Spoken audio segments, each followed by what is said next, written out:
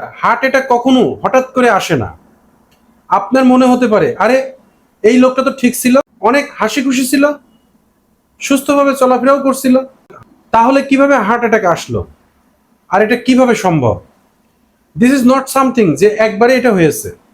দেহের মধ্যে কয়েক মাস আগে থেকে তাকে সিগন্যাল দিয়ে যাচ্ছিল, তাকে এটাই বলা হচ্ছিল সবকিছু ঠিক নাই। হয়তো গ্যাস মনে করে সেটাকে অ্যাভয়েড করছিল, ক্লান্তি বোধ করে সেটাকে ইগনোর করছিল। কিন্তু চিন্তা একবারই করবেন না। আজকে খুবই প্র্যাকটিক্যাল 10টা আমি আপনাদের ইফেক্টিভ টিপস দিব, যেটা হার্ট অ্যাটাকের রিস্ককে সারপ্রাইজিংলি কম করে দেয়। প্রথম, সবচেয়ে সহজ এবং পাওয়ারফুল যে স্টেপটা, আপনার নাম্বারটা জানতে হবে। বন্ধুরা, আমি আপনাদের গ্যারান্টির সাথে বলতে পারি, আপনারা এই জিনিসটা যদি সিরিয়াসলি করে থাকেন না, তাহলে আপনি হার্ট অ্যাটাকের প্রিভেনশন মানে হাফ গেম এখানেই কমপ্লিট করবেন। সবচেয়ে প্রথমে আপনার বিপির উপরে নজর রাখতে হবে। এই বিপি এমন একটা জিনিস যেটা সাইলেন্ট থাকে, আপনার ব্যথা অনুভব হয় না, আপনার অন্য কোনো কিছু ফিল হয় না, কিন্তু আপনার ভিতরে ভিতর আপনার আর্টারির উপরে প্রেশার বাড়তে থাকে। আর ওই প্রেশারটাই আপনার হার্ট অ্যাটাকের উপরে ক্ষতিকারক হতে পারে। এই জন্য একটা সিম্পল রুলস ফলো করবেন। ঘরে একটা ডিজিটাল প্রেশার মাপার মেশিন নিয়ে আসেন, আর সপ্তাহে অন্তত 2 থেকে 3 দিন আপনার বিপিটাকে অবশ্যই চেক করুন এবং সেটাকে লিখে রাখুন। একইভাবে আপনি সুগারের উপরেও নজর রাখেন। শুধু এটা হাই সুগারের জন্য হয় না, এটা আপনার বডির মধ্যে ইনফ্লামেশন, আর্টারিসের মধ্যে যদি কোনো ড্যামেজ থাকে, আর ক্লটিং টেন্ডেন্সি যদি বেড়ে যায়। এই জন্য দুটো জিনিস সবসময় সারা জীবন মনে রাখবেন। ফাস্টিং সুগার মানে আপনার সুগারের কারেন্ট সিচুয়েশন জানা যাবে। HbA1c টেস্ট, এই টেস্টের মাধ্যমে লাস্ট 2 থেকে 3 মাসের অ্যাভারেজ সুগার কত ছিল এটা জানা যায়। আর এই দুটি টেস্ট বছরে অন্তত 1 থেকে 2 বার করবেনই করবেন। আর তৃতীয় যে টেস্টটা, সেটা হচ্ছে লিপিড প্রোফাইল টেস্ট, কোলেস্টেরল আর ট্রাইগ্লিসারাইডহাইড। এই বিষয়ে আপনারা জানতে পারবেন। যতই আপনার ডায়েট ব্যালেন্সে থাকুক, বছরে একবার অন্তত লিপিড টেস্টটা করবেন।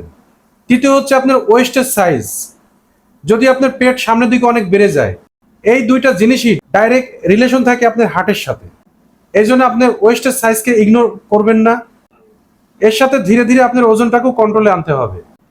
আর দ্বিতীয় যে জিনিসটা আপনার হার্ট অ্যাটাকের ঝুঁকি কমাতে খুবই নিয়ন্ত্রণ বা সহায়তা করে থাকে, সেটা হচ্ছে আপনার ডেইলি লাইফের অ্যাক্টিভিটিস। বেশিরভাগ মানুষ বলে থাকে, আমি তো নিয়মিত হাঁটাহাঁটি করি, তার মানে আমি সম্পূর্ণ নিরাপদে আছি। ওয়াক করা খুবই ভালো কথা, এটা আমি কি নিষেধ করি না, কিন্তু আমি সবসময় বলি, সব ওয়াক কিন্তু আপনার হার্টের উপরে ইফেক্টিভ হয় না। আপনার হার্ট তখনই বেনিফিট পায় অ্যাক্টিভিটির ইন্টেন্সিটি আর কনসিস্টেন্সি, এই দুইটাই যখন সঠিক হবে। নেচার আমাদের বডিকে এইভাবেই ডিজাইন করেছে। যদি আপনার মাসল রেগুলার ইউজ করেন, তখন ব্লাড ভেসেল ফ্লেক্সিবল থাকে, তখন ব্লাড সুগার কন্ট্রোল থাকে, বিপিও স্টেবল থাকে। সবচেয়ে ইম্পর্টেন্ট, আপনার আর্টারির মধ্যে ইনফ্লামেশন এবং ক্লট বানানোর টেন্ডেন্সি কমে যায়, এর সাথে ধীরে ধীরে কমতে শুরু করে। তা চলুন এবার নেক্সট পয়েন্টের দিকে যাওয়া যায়, সেটা খুবই ইম্পর্টেন্ট হয়ে থাকে। সেই টিপসটা হলো, বন্ধুরা, এক্সট্রা সল্ট এবং আলট্রা প্রসেস ফুড অবশ্যই খাবেন না।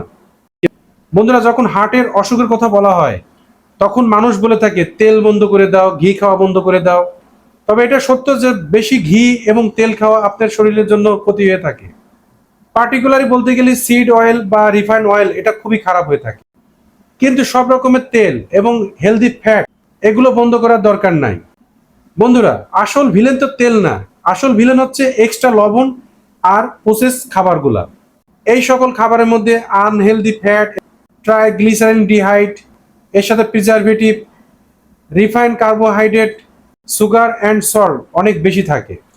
তার মানে এমন একটা খাবার, যে খাবার সব কিছু বেশি বেশি দিয়ে থাকে আপনাকে, যেটা আপনার বডির জন্য গ্রহণ করা সবচেয়ে বেশি হার্মফুল হয়ে থাকে।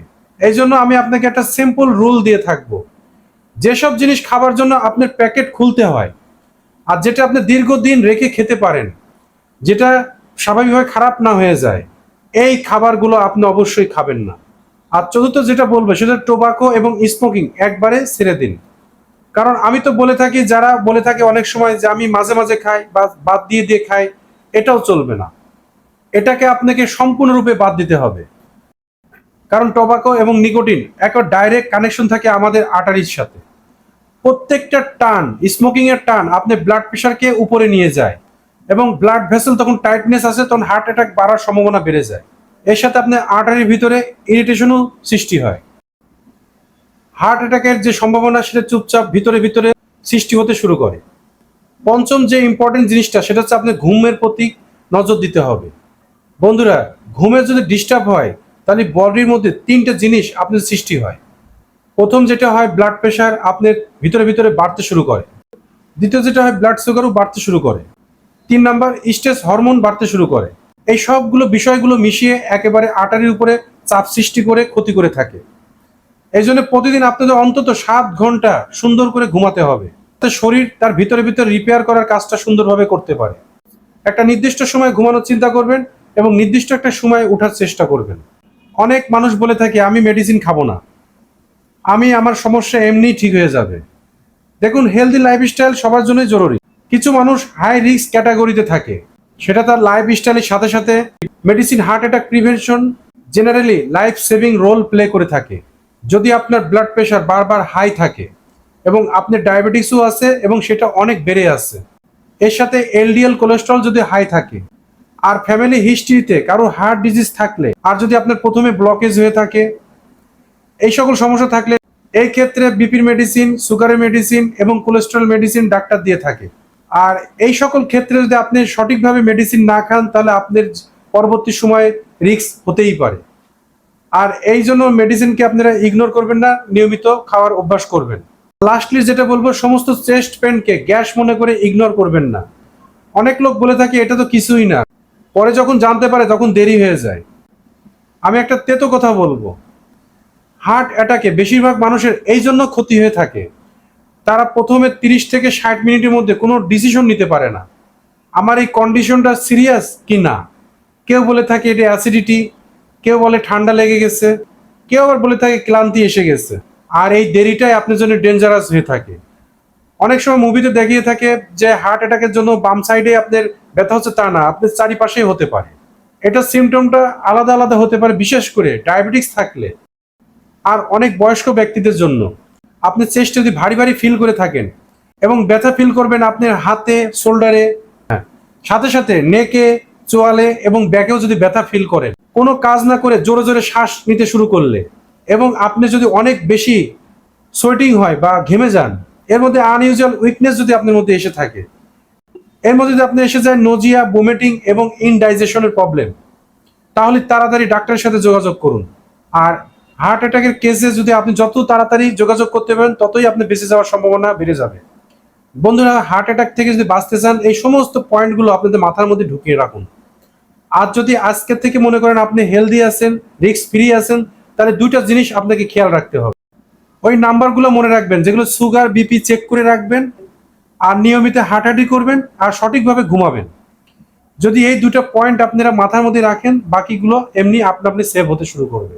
যেসব বন্ধুরা আমার নতুন অডিয়েন্স আজকে যারা দেখলেন আমার ভিডিওটা, তারা অবশ্যই বন্ধু বানিয়ে নেবেন, ভালো লাগলে শেয়ার দেবেন বেশি বেশি, এবং পুরাতন বন্ধুদের রইল অশেষ ধন্যবাদ ও শুভেচ্ছা। ভালো থাকবেন সবাই।